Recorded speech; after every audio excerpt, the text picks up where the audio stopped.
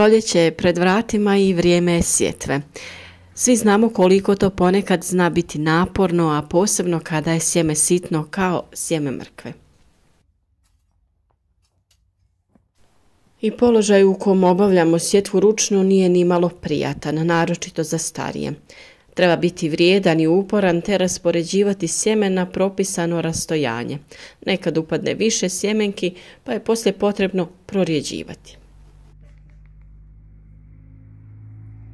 U svakom poslu, pa i u povrtlarstvu, treba biti kreativan i tražiti način da sebi olakšate. Upravo zato osmišljena je nova metoda da se na stolu kod kuće napravi traka sjemena i da se ona samo jednostavno prenese i razvuče u za to predviđeno mjesto u bašti. Danas ćemo vam prikazati kako se to radi i kako pripremiti trake sa sjemenom. Ovdje imamo sve što nam je potrebno. Tu je brašno i voda u kojoj ćemo staviti u jednu posudu, razmutiti. Imamo toalet papir, imamo naša sjemena. Tu imamo da mjerimo lenijar i tu su nam potrebni kistovi. Prvo ćemo pripremiti naše ljepilo. Stavit ćemo jednu kašku brašna, nije potrebno više jer nam ne treba puno tog ljepila. I stavit ćemo za početak 2 kaške vode.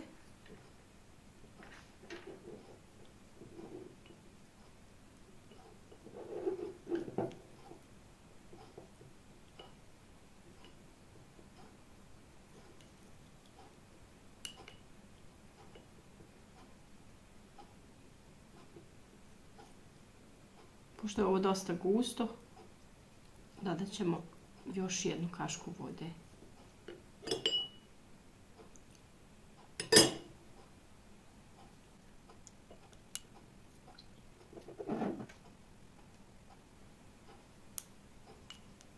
Evo tako bi to trebalo da izgleda, ne previše gusto, a ne ni previše rijetko jer treba da nam se naše sjemenke zalijepe.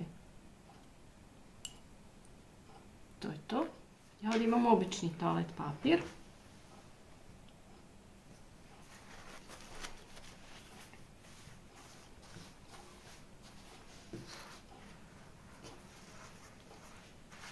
Sada dužina koju želite sami određujete tako što znate otprilike koliko će vam biti duge vaše gredice. Možete praviti i kraće pa praviti iz nekoliko dijelova. A u svakom slučaju je lakše sa manjim, ukoliko bude puhao vjetar ili nešto da vam ne smeta, znači lakše je sa manjim rukovati. Mi ćemo uzeti, evo na primjer, mjeru od ovih 5.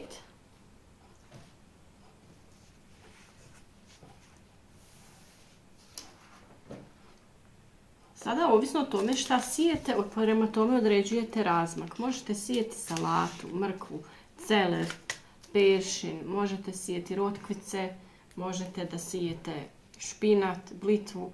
Znači, svo to sitno sjemenje može da se sije na ovaj način. Mi ćemo sada za početak isprobati mrkvu i odredit ćemo otprilike neki razmak. Ostavit ćemo cijelu ovu traku i s obzirom da ćemo stavljati tu tačkice našeg ljepila, onda ćemo to na kraju samo da presavijemo. Razmak ovisi o tome kako želite da imate mrkve. I samo stavljamo male tačkice. I pravit ćemo razmak otprilike, evo na nekih 4 cm.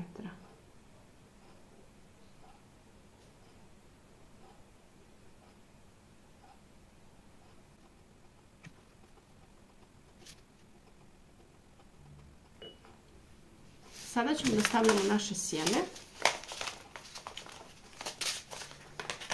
Nije važno koja je vrsta sjemena.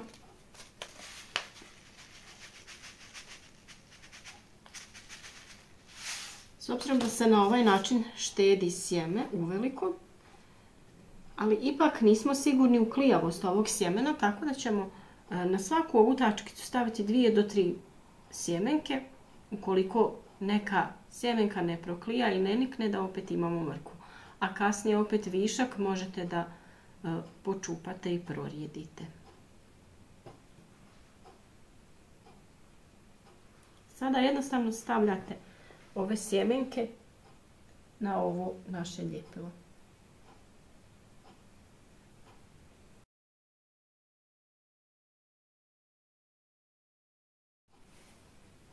I sada jednostavno samo prepolimo ovaj naš papir i zalijepimo ga tu.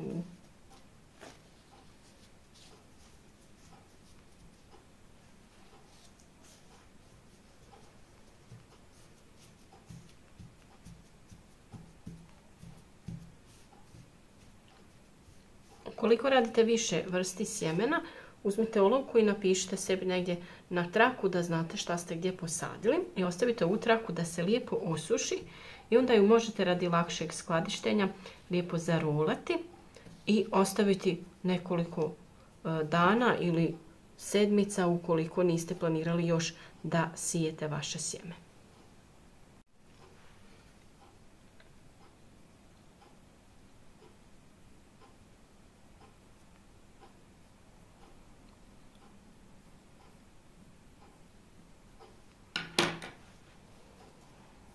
Sada ostavljamo da se suši, a mi ćemo raditi dalje. Još jedan sličan način je na ove kockaste kuhinske papire. Može se čak kupiti i veći, ovo je najklasičniji. Također možete da ih koristite ovako za dvorednu sadnju. Naprimjer, najbolje je koristiti kod sijanja rotkvice, a također možete iskoristiti da posijete 2 reda mrkve odjednom i onda samo lagano stavite ovo u zemlju i prekrijete sa tankim slojem zemlje.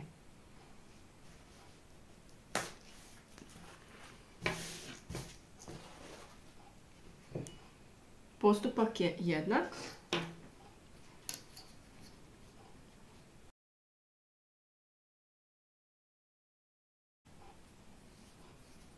Stavili smo jedan red tu, a drugi ćemo na ovu stranu.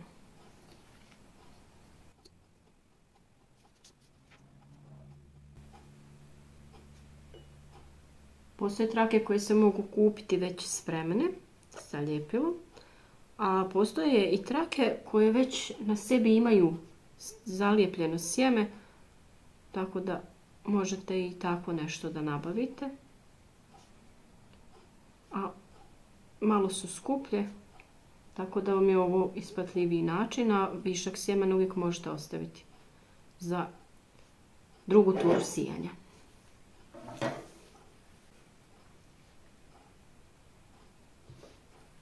Ovaj način je svakako bolji zato što ne morate da čučite u bašti i da cijelo vrijeme budete u neugodnom položaju, a ovako lijepo sjedite u kući, to sve pripremite i onda samo lagano otkopate zemlju, zalijete i stavite već pripremljeno sjeme. Mislim da je to puno lakše.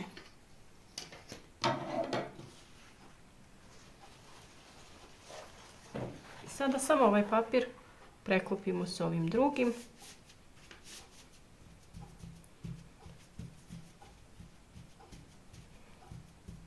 I to je to, ostavljamo da se usuši. A mogu ste također odmah uraditi još jedan red i samo sa makazama lijepo izrezati na trake. Kako god je vama jednostavnije, u svakom slučaju puno lakše nego direktno sijanje u baštu.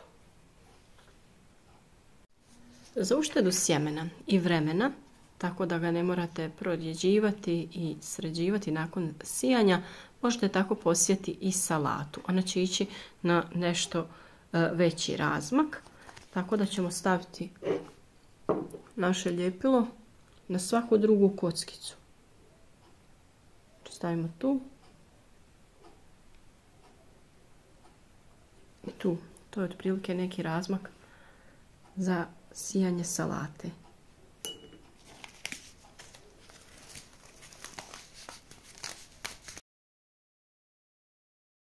Također ćemo staviti 2 ili 3 sjemenke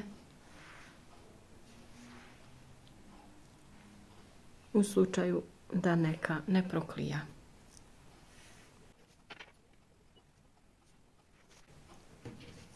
Na ovaj način ćete imati lijepo raspoređenu salatu i nećete je morati rasađivati.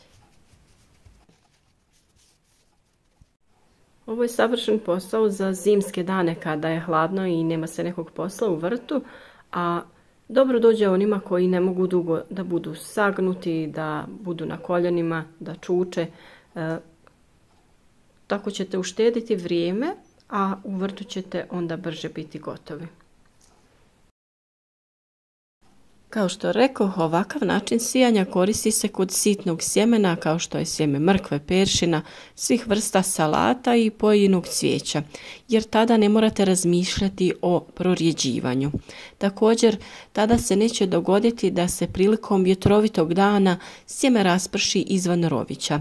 Papir će se razgraditi, a biljka će niknuti u pravilnom razmaku.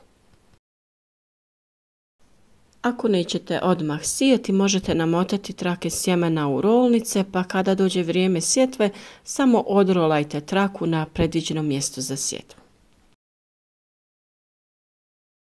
A što se tiče samog sijanja, u pripremljene gredice sa plitkim brazdama ne dublje od 5 cm razvucite trake sjemena ili ih samo odrolajte ako su u rolni. Navlažite zemlju te stavite trake da se i one na zemlji natope. Ukoliko je potrebno i njih popršćite dodatno vodom, što će svakako doprinijeti zadržavanju vlage i bržem nicanju.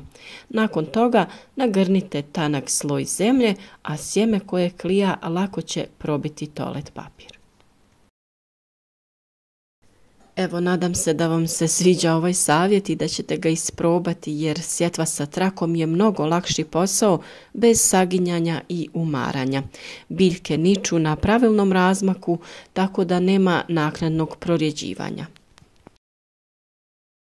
Svakako preporučujem ovaj način sijanja za sitno sjeme jer uveliko olakšava rad te osigurava pravilan razmak i samim tim i pravilno oblikovane i krupne plodove. A naravno sve to brže ide ako imate jednog malog pomoćnika kao ja koji već ima veliku ljubav prema uzgoju biljaka. Lijep pozdrav svima!